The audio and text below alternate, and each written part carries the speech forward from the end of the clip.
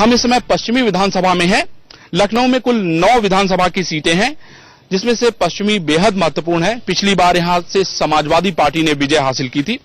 यहां पे समाजवादी पार्टी के विधायक रेहान नईम साहब हैं। उनसे हम पूछेंगे कि आखिर जो वायदे इन्होंने जनता से किए थे क्या वो पूरे हुए। थोड़ा अनडेवलप्ड अनटच्ड एरिया था और इसमें 4 सालों में अब तक 750 करोड़ रुपए का काम हम करा चुके हैं। ये जो फिनिश्ड वर्क बता रहे हैं आपको, अचीवमेंट कह लीजिए। राजाजीपुरम जहाँ पे आप बैठे हैं, कोई अप्रोच रोड आपको नहीं मिलेगी जो कच्ची या खराब हो। नईम साहब बहुत लोकप्रिय एमएलए हैं, हर जगह जाते हैं, मगर अपराध शाम को जब होता है तो विधायक जी नजर नहीं आते हैं।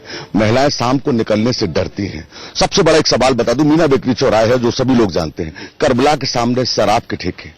शाम को जब महिलाएं मार्केट निकलती हैं तो लोग बदतमीजी भी करते हैं। बारिश जब होती है लखनऊ में तो राजाजीपुरम में लोग 2-2, 3-3 घंटे निकल नहीं पाते हैं। पहले से जो है काफी यहाँ पर जो है अपराध पे अंकुश लगा हुआ है। आप समाजवादी पार्टी के आदमी तो नहीं है? समाजवादी, मैं यहाँ का नागरिक हूँ, इस पश्चिम विधानसभा क्षेत्र से। और मेन मुद्दा यहाँ का जो है विकास का था, और विकास 15 सालों में कभी इतना विकास नहीं हुआ था जितना ये 4 सालों में हुआ। अपराध की बात हो रही, महिलाओं की सुरक्षा को लेकर हो रही, क्या कहेंगी आप? यहाँ अपराध जो है वो डेली ही कुछ न कुछ हर तरह से, जैसे चैन खींच रही है, लड़कियों के साथ छेड़छाड़ हो रही है, इस तरह की अपराध की घटनाएं बढ़ती जा रही हैं। आम आदमी पार्टी भी है यहाँ पे। सर, आप लोग चुनाव में तो नहीं है, लेकिन एक ही मुद्दे उठाते रहेंगे? बिल्कुल है, 2017 चुनाव में ये तो वक्त बताएगा। लेकिन अरविंद तो कहते हैं कि हमारा इशू तो पहले पंजाब, फिर हम चले जाएंगे गोवा। पंजाब है, गोवा है, उत्तर प्रदेश भी है हम लोगों का। समस्याओं के बारे में बताइए भाई, क्या कह रही हैं?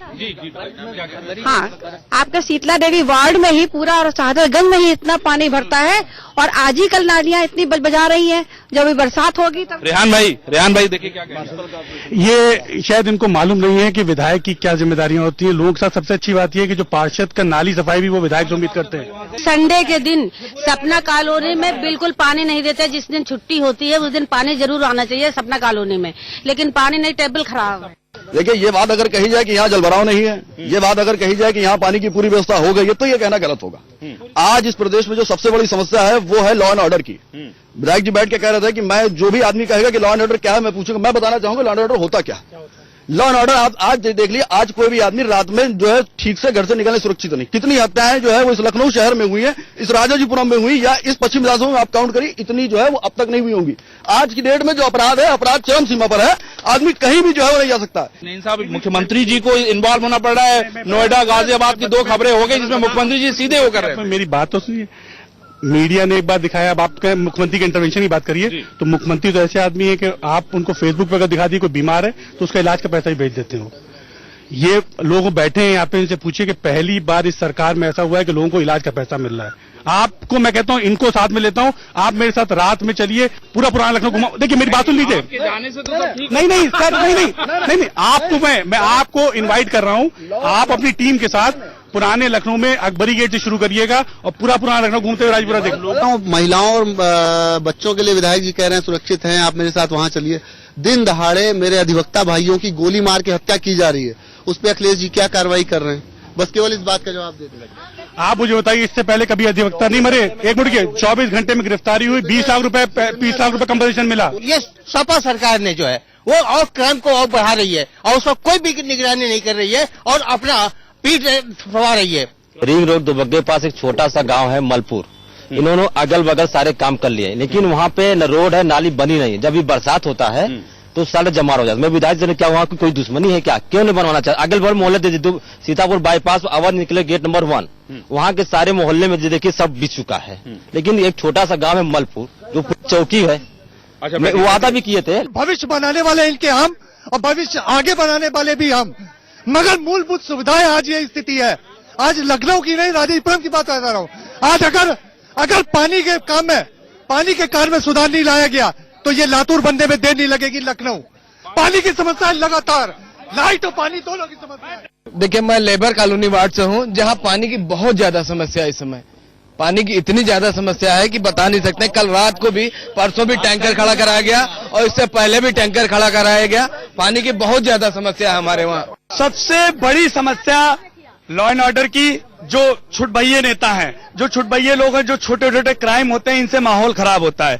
दूसरी बात, जो जहां तक नगर निगम की बात मैं आपको बताऊं, सबसे बड़ी समस्या हमारी सीवर लाइनें और पानी। पश्चिमी विधानसभा में सर सड़कों का बुरा हाल है, पानी बिल्कुल है नहीं। लखनऊ की पश्चिमी विधानसभा में बहुत सारी समस्याएं हैं। विधायक जी की तरफ से ये दावे किए गए हैं कि उन्होंने उन समस्याओं को खत्म करने का काम किया है। बीजेपी और बहुजन समाज पार्टी के अपने अलग अलग दावे हैं। मुख्यमंत्री अब वही व्यक्ति बनेगा जो यहाँ के आम लोगों की समस्याओं को सुनेगा और उसको हल करने का काम करेगा। संदीप के साथ अरविंद चतुर्वेदी, इंडिया न्यूज, पश्चिमी लखनऊ, उत्तर प्रदेश।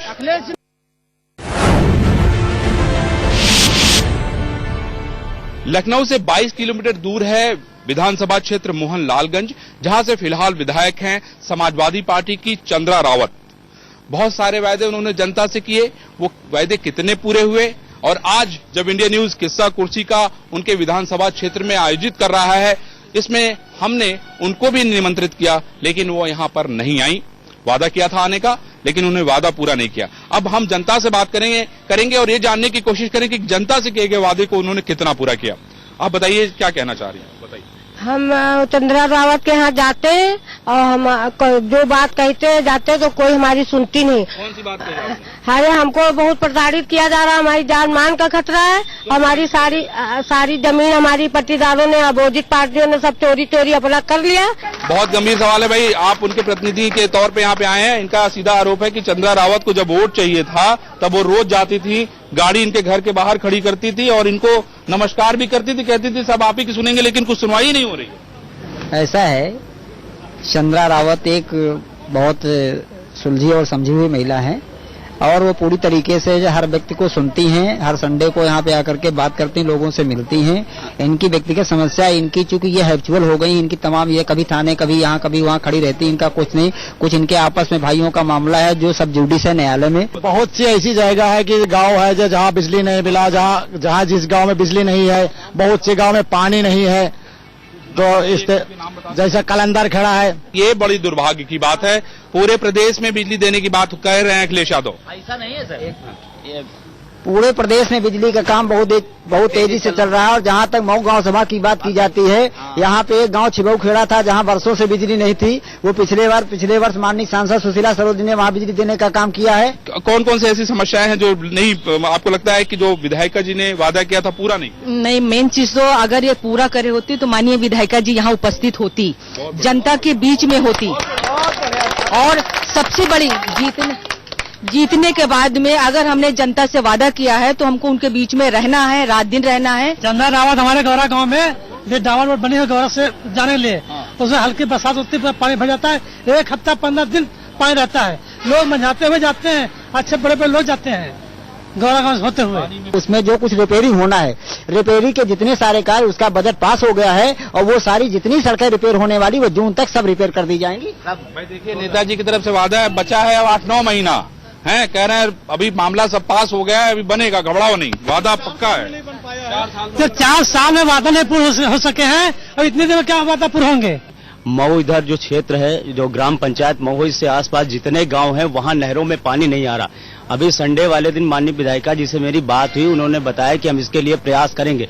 अब बताइए 4 साल हो गए, अभी तक ये प्रयास ही चल रहा है, पानी नहीं आ रहा, नहरों में पानी नहीं आ रहा। और इसके पहले जो ओलावृष्टि हुई थी, यहाँ धरना प्रदर्शन देके तहसील दिवस में 50 एप्लीकेशन दिए गए, उन किसानों को अभी तक उनके फसलों का मुआवजा नहीं दिया गया है। जो ओलावृष्टि की बात आप कर रहे हैं, पूरे तहसील में 230 गाँव हैं, 230 गांवों में से 80 गांवों को ओलावृष्टि का पैसा बांट दिया गया है।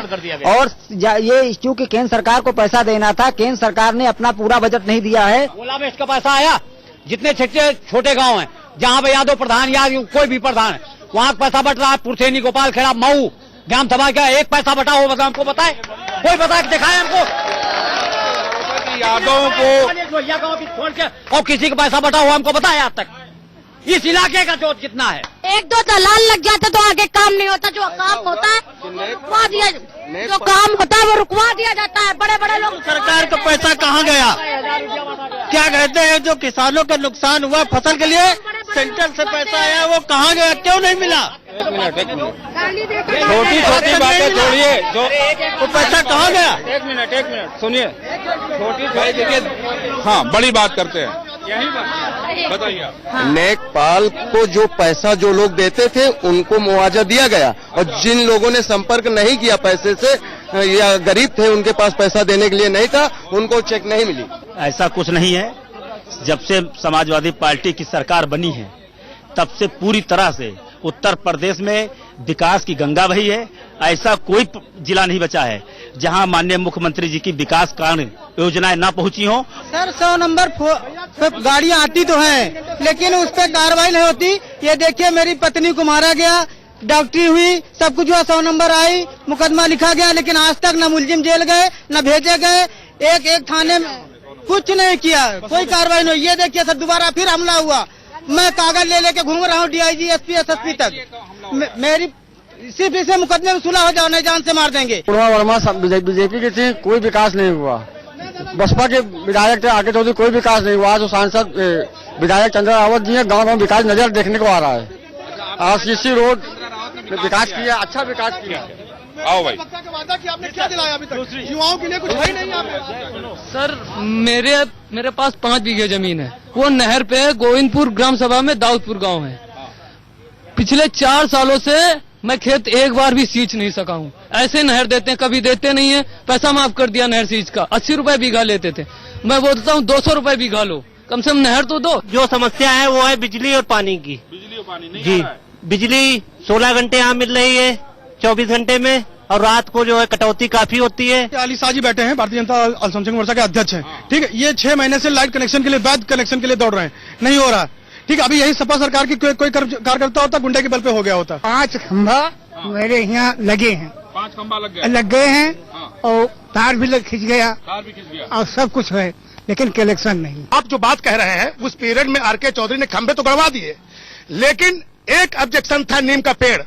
उस नीम का पेड़ तक वो नहीं कटवा सके अपने कार्यकाल में, और उस वजह से आज तक का तुम लोगों के पास बिजली नहीं पहुंच पाई। बहुत सारी ऐसी समस्याएं हैं जो यहाँ पर देखने को मिली। विधायिका महोदय ने बहुत सारे वायदे किए थे, जिसमें कुछ पूरे हुए, कुछ नहीं पूरे हुए। जो प्रतिनिधि अपने जनता से किए गए वादे को पूरा नहीं करता है तो शायद उसको प्रतिनिधि बनने का, रहने का हक नहीं है, और यहाँ से जो चुनकर प्रतिनिधि जाएगा वही अगला मुख्यमंत्री बनाएगा। ये देखना काफी दिलचस्प होगा कि वो मुख्यमंत्री आखिर किस पार्टी का होता है। संदीप के साथ अरविंद चतुर्वेदी, इंडिया न्यूज, मोहनलालगंज, लखनऊ।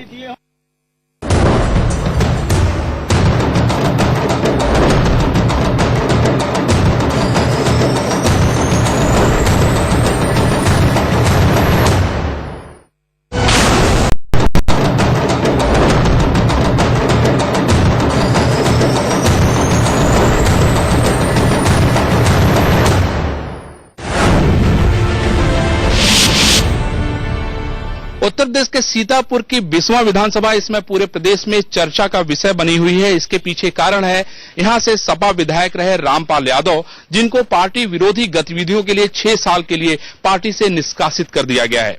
कभी ये मुलायम सिंह, शिवपाल सिंह यादव और अखिलेश के आंखों के तारे हुआ करते थे। आखिर ऐसा क्या हो गया कि इनको पार्टी से निष्कासित होना पड़ा? आपसे ये जानना चाहते हैं कि रामपाल यादव को ऐसी क्या बात हो गई जिसकी वजह से निकालना पड़ा? ये तो पार्टी नेतृत्व का फैसला है, और पार्टी नेतृत्व में हमारे मुखिया माननीय मुलायम सिंह यादव जी हैं, और माननीय अखिलेश यादव जी हैं, माननीय मुख्यमंत्री जी, और माननीय शिवपाल सिंह यादव जी हैं।